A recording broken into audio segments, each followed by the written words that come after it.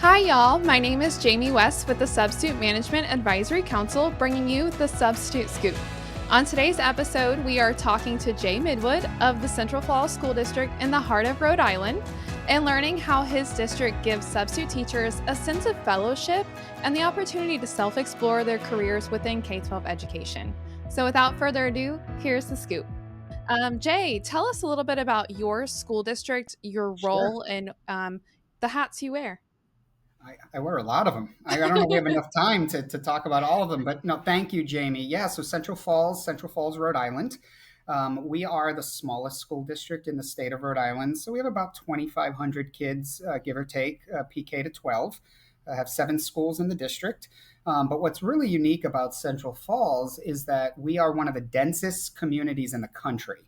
So we have a roughly 19 to 22,000 people living in a square mile, 1 square mile. Wow. So it is very condensed type of community, but I think that's also what makes this community so special is that there are no empty vessels here. Everyone has a story. Everyone has the ability and really wants to give back to the community.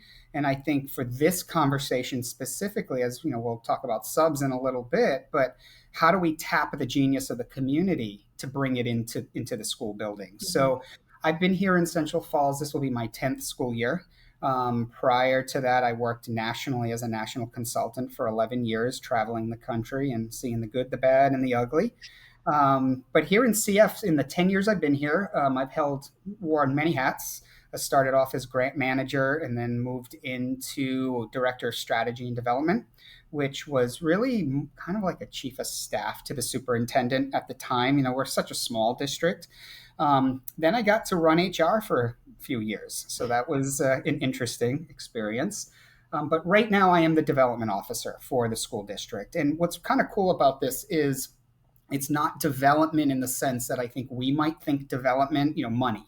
I think a lot of times we hear development officer. It's about developing talent. It's about developing financial funds and streams, and it's about developing programs to bring the community and all stakeholders together. So it's a fun role. I don't have a team. It's just kind of me inside my crazy head here, but really love the piece where it's working on talent and Mhm. especially with the substitute teachers. And that's the very first project I got to take on back in 2016 when I got here.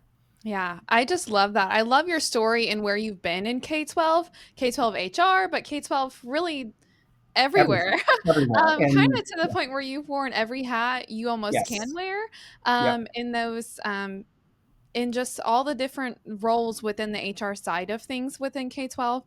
So, switching gears to really your substitute program, which I think what you've done is just there aren't really words at the yeah, moment. It's been phenomenal.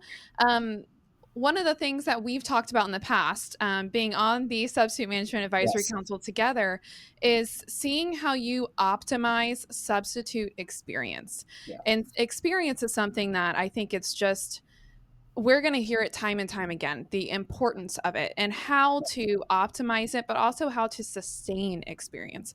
And I think that's exactly. something that you have, I mean, excelled. You've just blown the roof off of it over there in Central Falls. So tell me a little bit more about how you optimize the substitute program experience for both sub Yep. managers, but also those substitute teachers. Yeah, so the very first project I took on 1 month into my time here in Central Falls was we got to change the way we do substitute teaching, and I'm like, of course we do. It's obsolete and it's antiquated and doesn't build relationships. There's no consistency, so on and so forth. And the superintendent's like, all right, it's yours. Go do whatever you want to do, type of thing. And so for what we created, and you'll hear me mostly say fellows. So we call our substitute teaching fellows here, and I think that right there speaks to sort of the experience and the exploratory end of it, which is we want them to see themselves as part of the community, but they're not just a band-aid. They're not a human who breathes and blinks and we just need a warm body in the room, to make sure the kids aren't going crazy. It really is an exploratory journey. I would Mhm. call it that. And that's something that I've really changed my mindset on in the 10 years that we've done this. And for us, education's so hard. Teaching is the hardest job in the world. It really is. And Mhm. when we know, schools of ed aren't seeing, students coming in at the numbers that LEAs need, and districts can't find anyone, it is that untapped genius in the community that we want to go and find. Where are these people? So we created our Teaching Fellows program, which is a clinical program, and it's sort of like doctors doing their medical rounds in many Yeah. ways. We want aspiring educators, mainly those who did not go to an EPP, a school of education. We want them to see every aspect of learning and teaching. And we know the days of I'm just a math teacher are over. I'm just an elementary teacher are over. You have to understand cultural pedagogy and you have to understand trauma and SEL and family relations. And the best way to do that is through substitute teaching. I really believe this. So our fellows program allows a group of about 30 to 32 subs. Again, we're a small district, so 32 is a lot for us, to come in and find where is their pathway within education.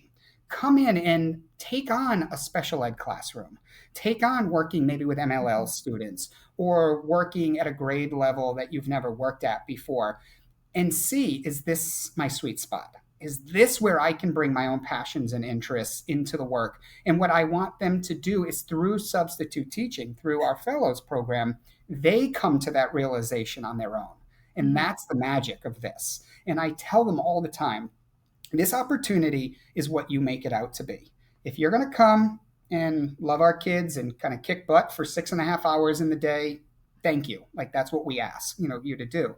But if you really want to use this as an opportunity to self explore, to ask the right questions, to align yourself with that teacher down the hall that you saw do a lesson that you're like, oh, can I go back and watch, Dr. Jones, again? Ask the questions, befriend folks, be part of our community. When we shift it that way, that's how we recruit people. That's how Mhm. we retain folks because they see, well, wait a minute, Central Falls is the place. I've always thought about being a teacher, but I didn't know how to kind of come in, on what angle do I come in? Well, CF has the supports, they've got the leadership, it's aligned with our strategic initiatives, and it's the place where we can take risk, we can try things, we can experience, all aspects of education, and we do it in the classroom, we do it in the hallways, we do it in the community.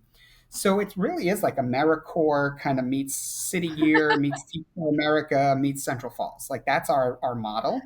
But the exploratory piece is critical because I want them to determine, is this the pathway I want to go down? And then when the light bulb goes off and they're like, this is my jam, like this is what I want to do. Okay, now we'll connect you with the Department of Ed. We'll look at EPP programs. How can we get you on track so Mhm. that eventually you're now facilitating instruction in the classroom? Hey, y'all. Sorry to interrupt this episode, but I wanted to give a shout out to the sponsor of the Substitute Scoop podcast, Red Rover. Red Rover makes smart, easy to use software that helps K 12 schools handle the important stuff like hiring, absences, and time tracking. Over 1,500 districts have already made the switch. If you're interested in learning more, go to redroverk12.com to schedule your free demo today. So, out of those 30 some odd subs that you have, Mhm. right? Which is awesome for such a small district. Yeah, I know. Um, what I just love it. But they're all so engaged and they're constantly working, Yes. and you have good fill rates and you have good community and you have Yeah. good connections, and they're showing up wearing the swag from the school that they're subbing at. And I love that for you guys. What does that look like number wise? The number of those subs who are becoming full time teachers for you, is it a 50% rate, or Yeah. where is it that your guys are sitting? So in the 10 years, or actually the 9 full years we've done this, we're going into Yeah, our 10th, we've placed 71 fellows into full-time teaching positions. fantastic. And it's not just in Central Falls. So I think Mhm. that's the other thing is because we're so small, we just don't have as many opportunities, Mhm. that the larger school districts. And when we first started this, I was so ticked off when people would leave because they're per diem employees. So they can leave whenever they want. Mhm. But it gets to your point about, that exploratory piece and building relationships. You have to make that humanistic connection with them. Mhm. And when you do that and you listen to what they want, they just feel this level of, I'm indebted to you. Like, I want to work in this community. You guys are the ones who believe in me and want to invest in me. Yeah. So for us, yes, 71 have been here in the district or in neighboring districts. About a third of our cohort every year are directly connected to the community. They're either residents, alumni, or have shared lived experiences in our community. We joke you can literally throw a rock and you're in the community like next door. That's how small we are. Um, for us, I would say it's hard to say like percentage of them that move into teaching, and we can't look at it in a time frame. So I can't sit back and say in 12 months this percentage goes or in Yeah. 15, because just like we do with our fellows slash subs, highly personalized, their pathways are highly personalized as well. And some come with no experience in the classroom whatsoever. Some have backgrounds in youth development, maybe have a handful of courses they've taken in education. But at the end of the day, it's a good, I would say 25 to 30% every year move into some form of a full time role. And what's Mhm. cool about this is it might not be as a teacher, it could be our paraprofessional community, Yeah. our secretaries. We have behavioral specialists that are our restorative specialists in the district. I've had fellows move into those roles. So it's not just about learning and teaching, which is the business that we're in, but that's why that exploratory piece is so important Yep. for them to see, where do I fit in within the Central Falls School District? And then once they tell us that, it's like, all right, get on my back. Here we go. I'm going to take you exactly where you need to be. I love that because as a previous sub, I mean, that's basically what I did. And you talk about Mm-hmm. the options of not just going into a classroom. I knew from subbing Yeah, that a classroom was not for me. So I went into the HR side of K 12 and that's it awesome. being able to explore that in the Yes. role of a as needed employee, right? In that Yep. substitute role is just phenomenal. And there are not a lot of school districts doing that from the conversations you and I have with all these school Yep. districts nationwide on this council. There's just not enough people doing that. And I think trying to shift that mindset is a big deal. And I love that that's something that we do on this council is we're able Totally. to collaborate, learn what other districts are doing, but also learn what we're doing right and wrong as well in our Absolutely. districts. And Um, and I don't yeah, and think just there, to jump in on that, sorry no, to you're interrupt, but good. I would say that's what's made this so impactful is that it's Hmm. not me doing this. This is the fellows, the subs Hmm. have helped inform the changes that we make every single year. So it is really about them and that piece of, wait a minute, I'm just not some person walking the halls and people are like, who are you? Are you a sub for Mr. So and so or Miss So and so? No, they're on the roster. They're befriended by Hmm. their colleagues. They're known in that community. So Hmm. that's why it is critical that we empower them and raise them up so that they themselves see that they have what it takes to do this really hard work. And we're going Yeah. to be there to support them along the way. I love that. I love that. And one of the things, obviously, that we get to do on this council is to constantly collaborate, right? So we get to brainstorm. I like to say that we throw idea noodles at the wall and see Yep. what sticks. And one of the things that you've been able to bring to, I mean, it's new for all of us on the council. There's 8 of us total. And we're all like, Yeah. man, I love what Jay is doing up there. So I really love how you encourage your subs every single day, but it's not just you. The schools themselves are encouraging the Absolutely. subs. And Yep. I think that's something also that kind of gets lost in translation is that school level sub management, not just that district level sub management. And I think that's something that yes, you're a smaller school district, but you're still a school district that's decentralized. They still kind of run their own schools. So Yep. Yep. it's awesome the model that you have created up there. And I do think that school districts the size of ours, for example, Lake County schools, we're pretty large. We have over 700 substitutes. So being able to have them sub at 50 schools, but also feel like they're part of the school is Yes. just a dream come true that you've been Yep. able to model that. And I would love to be Thank able to you. duplicate that in school districts our size. Like, how can you Yeah. imagine how awesome that would be? And you can do it. That's the Yeah. thing is, maybe not to the grand scale, but maybe one school you try it, with a couple Mhm. of folks, and I promise you it's going to build over time. And what is awesome is we select the fellows. So Mhm. I do personal, at least two interviews with every single candidate. And I can't tell you how many people are like, are you nuts? Like, you spend that much time like meeting with these individuals. And for me, the analogy I always say, it's like picking a fantasy football team. Like, we've got to make sure we are finding the right people Mhm. who also jive and jam and vibe with the principal of the school, with the dynamics of the teachers of that school, or maybe of what their area of expertise is. So it is really about making really intentional relationships, across. And then I tell them their supervisor is the principal. The principals know their schools better than we do. So Mhm. I'm never getting in the way of that. Um, and yeah, it's been just every year we kind of make some tweaks and twists and turns. I get to talk to a lot of school districts across the country who have wanted to do something like this. Mhm. And financially, it actually is, there are ways to do it. It can be cost neutral at times too, depending on, how a district would go about it. But the key is it has to start at central office, has to be part of the way you do things. It's not just a binder. It's not just something we're going to, focus on for a year and then we're going to go back to, the old way of doing things. In 2016, when we started this in July of 2016, it was the new way of doing this work. End of story. And I laugh how, it's not typically done like this in other districts. And I'm often asked, how do you know you've been successful?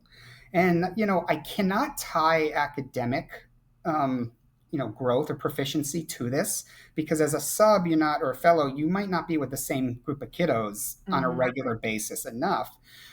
But how I know, and it's anecdotal, the very first year I had an old timer secretary in one of our schools, and I remember coming in and talking about the fellows and what, what are they? No, they're subs. I'm calling them subs. Okay, all right. By the end of the year, that same person, no, no, no, no, honey, she's not a sub, she's a fellow. And come here, I'm going to show you. So it was about changing the narrative, changing human behavior, but getting people to see how this is not only helping us right there in the moment to ensure high quality instruction continues, but it actually creates a bullpen of talent for us as part of our pipeline and pathway work, because we know, and you and I look at the same research. I mean, the high 30% or so of subpools are aspiring educators. Mhm. So let's tap into that. Tap into it, especially now with it being so difficult to find, certified teachers. Yeah, I just love that. And that's something that we've also done and we've heard other districts talk about that is that grow your own pipeline. That's another thing that Absolutely. we you and I always talk about Yeah. our pipelines, right? Yep. So I do absolutely love that you give a sense of exploration, but you look at it as if they are real teachers. They're basically Absolutely. full-time teachers, and there's Yep. no reason to look at them any differently, and I love that you're able to do that in your district.